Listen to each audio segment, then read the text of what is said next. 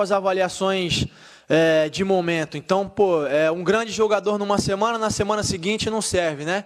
A gente precisa ter cuidado e serenidade. Eu acho que ele fez uma grande partida, marcou muito bem o Everton, que até recentemente era o melhor atacante do Brasil, ou um dos melhores atacantes do Brasil, né? Vinha fazendo muito bons jogos. Eu acho que o Rodinei fez um grande jogo, assim como os outros jogadores, assim como a equipe toda, um jogo de muita entrega, de muita luta, um jogo de decisão, né? Não tão aberto, mas um grande jogo. Acho que a gente saiu bastante extenuado, desgastado, que vem a comprovar que a gente se entregou, lutou e se dedicou do início ao final para essa grande vitória.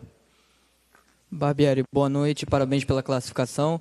O Flamengo hoje trocou menos passes do que habitualmente vem fazendo. Hoje foram, se não me engano, 270 passes e a sua equipe costuma trocar 400, 500 passes. Por que dentro do Maracanã, dentro de casa, o Flamengo optou por essa estratégia de dar mais a bola ao Grêmio e esperar para os contra-ataques? Boa noite.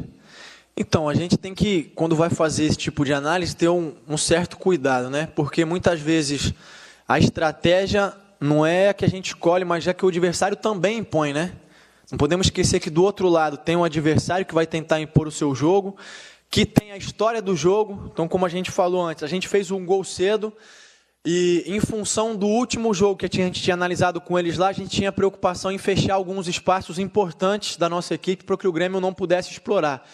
Eu acho que no primeiro tempo a gente ficou muito focado em fechar esses espaços e deixou de ser um pouco agressivo na marcação e acabou sendo até afoito quando tinha a bola, querendo definir rápido, mas não foi uma estratégia pré-determinada de dar a bola ao Grêmio, de esperar o Grêmio, muito pelo contrário, a gente imaginava tentar propor o jogo. Agora, a partir do momento que a gente faz o gol e tem que fechar espaço contra uma equipe muito qualificada, acabou se desenhando dessa maneira.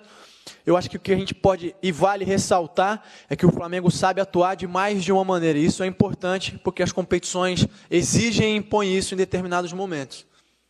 Aqui, Barbieri, aproveitando esse gancho de saber atuar de mais de uma maneira, eu sei que você não está falando exatamente dessa questão, mas eu queria aproveitar para perguntar, o Flamengo atua de duas maneiras pela ponta esquerda, quando tem Vitinho e depois quando tem Marlos Moreno.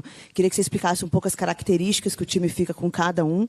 Ao meu ver, eles atuam em espaços diferentes ali na ponta esquerda, de forma diferente, mas eu queria que você avaliasse esses dois jogadores e se eles me parecem que são dois titulares para dois momentos de jogo diferente. Essa é uma pergunta. E a outra para falar, acho que talvez de algum ponto fraco da equipe nesse jogo, talvez ainda tenha sido um pouco a dificuldade que se tem na pequena área, a dificuldade de finalização. A gente vê o time chegando ali, mas com poucas possibilidades de finalização. Algo que você tenha notado também, concorda com isso, o que tem feito para tentar consertar? Boa noite. Não, primeiro em relação ao Vitinho e o Marlos, né? Os dois vêm atuando naquela faixa lá, mas não atuam só ali. Tanto é que no decorrer do jogo a gente trocou o posicionamento do Vitinho. No início do segundo tempo, a gente estava sofrendo bastante, a gente trocou, jogou ele para dentro, o Diego veio jogar do lado esquerdo.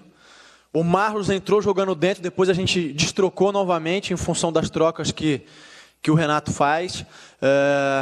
Eles têm algumas características diferentes, mas muitas características semelhantes também. São dois jogadores que têm boa capacidade de desequilíbrio no 1 contra 1.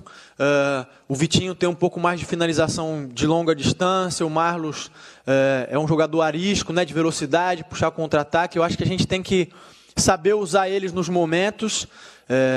Os dois contribuem bastante, têm nos ajudado bastante. E aí é sabedoria para tentar encontrar, sempre fazer a melhor escolha para iniciar ou para trocar durante o jogo, né? Sobre a questão das finalizações, eu acho que a gente tem que avaliar com calma, mais uma vez, não esquecer que muito do que a gente faz depende do adversário, né? E se eu não estiver enganado, a gente enfrentou a melhor defesa do Brasil, né? Então, quer dizer, é difícil você enfrentar a melhor defesa do Brasil e esperar que tenha muitas chances de finalização. Eu acho que quando a gente aproveitou, eles tiraram uma bola em cima da linha, né, no segundo tempo, que a gente poderia ter definido. Então, eu acho que dentro da circunstância do que foi o jogo, a gente fez o que era necessário para buscar a vitória.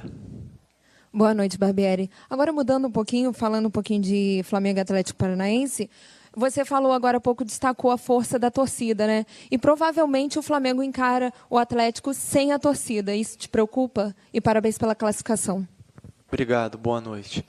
Não, preocupar não, mas é um fato que nos chateia, né? Não deixa felizes nem a nós, nem acho que até o próprio Atlético, né? Eu acho que quem perde é o futebol de uma maneira geral, é o espetáculo, enfim. O bacana e o que a gente espera é que os torcedores compareçam de ambos os lados no estádio, que as famílias possam ir ao estádio, enfim, que o futebol seja um entretenimento, uma alegria, enfim, é isso que a gente quer e que a gente espera. Eu não conheço a fundo o porquê dessa decisão, né? Então é difícil falar sobre ela, mas é um fato que nos entristece, mas preocupar não. A gente tem tido bom desempenho dentro de casa, fora de casa, e vai procurar ir lá e fazer um grande jogo, tentar buscar a vitória. Barbieri, boa noite. Rômulo aqui dos Antenados na Jogada. Parabéns pela vitória e classificação. Já na partida contra o Santos, você, em determinado momento, pensou no Brasileiro. Você pensou em tirar o Paquetá, em determinado momento do jogo, chamou, se eu não me engano, o Giovânio e depois mudou de ideia, deixou o Paquetá no jogo. E hoje a mesma coisa com o Uribe. Por que você chega nesse momento H e muda a ponderação no final e resolve deixar o jogador voltar e não faz a substituição que você já havia pensado? E por que não da troca? Então, boa noite. Em relação à substituição que você falou, não foi no jogo contra o Santos, foi no jogo contra o Grêmio, o primeiro dessas quartas de final lá na Arena do Grêmio. No momento em que a gente pensou a troca naquela ocasião, o Paquetá não estava conseguindo desequilibrar o jogo. E aí aconteceu duas situações. Primeiro que ele deu uma crescida no jogo, começou, enfim, a gerar desequilíbrio. E o segundo ponto foi que a bola ficou, se eu não me engano, 3 ou 4 minutos sem sair. E aí a gente entendeu que se fizesse uma troca ali, estava 1-0 para o Grêmio, ainda a vantagem seria do Grêmio, porque iria parar o jogo, iria esfriar o jogo. Por isso a gente não fez a troca para não ter a parada, para não esfriar. E aí depois a gente acabou fazendo o gol, né? Hoje a troca de substituição ali se deveu porque a gente não contava com a saída do Cuejá. Foi no momento em que o Cuejá caiu, a ideia era fazer uma outra substituição, aí a partir do momento que a gente viu que ele teria que sair, a gente trocou em função do momento do jogo, né? Acho que a gente tem que estar analisando, tem que estar olhando e tem que estar sempre atento ao que está acontecendo dentro de campo, né? Não tem como idealizar ou planejar as trocas de antemão, né? É evidente que a gente tem uma série de escolhas, enfim, de possibilidades, que a gente trabalha elas antes, mas o que vai determinar é o momento do jogo. Maurício, boa noite. Estava observando nesse jogo você e o Renato ali mais ou menos próximos, e também contra o Cruzeiro, você e o Mano experiente, até falou que você falou bastante e tal. E é um jogo psicológico, eu imagino, ali também. Queria te perguntar como é que é esses duelos, existe um pouco disso também, de um tentar entrar na cabeça do outro, falando um pouquinho mais, aí reclama. Como é que você está... Como é que você vê esses duelos psicológicos mesmo entre treinadores ali na beira, um reclama mais, outro reclama menos? Boa noite.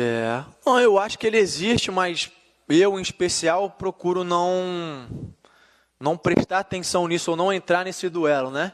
Eu acho que contra o Mano teve um pouquinho mais, de repente até mais da parte dele, enfim, me olhou em alguns momentos e tal, mas eu procurei sempre focar na nossa equipe. E quando eu reclamo com o árbitro é em função das decisões que eu acho que, enfim, que são equivocadas ou que ele poderia ter interpretado de outra maneira para mostrar a minha posição. Sobre o Renato hoje eu realmente nem percebi se teve alguma coisa ou não, acredito que não. É um grande treinador, foi questão de cumprimentá-lo, ele sabe disso.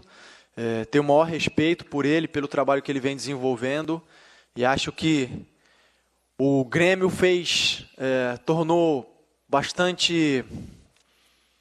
valorizou bastante a nossa vitória, né? É uma grande equipe, uma grandíssima equipe, engrossou bastante o jogo, nos criou bastante problema e a gente soube se comportar bem, soube sair com a vitória.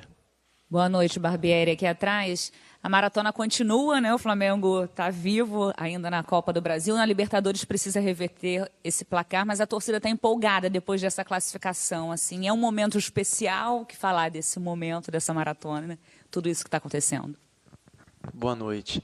Não, primeiro, em relação à maratona, né? Eu queria frisar novamente que, não sei se eu fui claro na última vez, mas Me incomoda muito esse discurso de conveniência, né? De dizer que, de repente, porque o Flamengo passou agora, a estratégia do Flamengo é a correta e a do adversário é errada, né? De maneira nenhuma. Não existe estratégia correta ou errada. O que funciona para o Grêmio não necessariamente vai funcionar para o Flamengo e vice-versa. E quando eu digo isso, é esperar a vitória ou a derrota para determinar o que está certo e o que está correto. Num jogo existem vários fatores que influenciam no resultado e a questão da recuperação é mais um deles, né? Não é o determinante ou não é o principal, é mais um deles que a gente tem que avaliar e tem que ir com calma para fazer essa avaliação da melhor maneira. Eu acho que a gente está muito feliz, satisfeito de poder ter passado por um grande adversário, mas com os pés no chão, com certeza. Em todos os jogos existem coisas positivas e existem coisas negativas que a gente tem que avaliar, né? As positivas a gente vai tentar potencializar, as negativas a gente vai tentar corrigir. E aí, a partir de amanhã, já é outro cenário, é outra competição, é outro adversário. A gente tem que seguir, mais uma vez, com os pés no chão, trabalhando bastante, porque o Campeonato Brasileiro é muito difícil, assim como a Copa do Brasil, assim como a Libertadores, e a gente tem que manter o foco exclusivamente no próximo adversário, como a gente tem feito sempre. Maurício Barbieri, depois da classificação do Flamengo contra o Grêmio.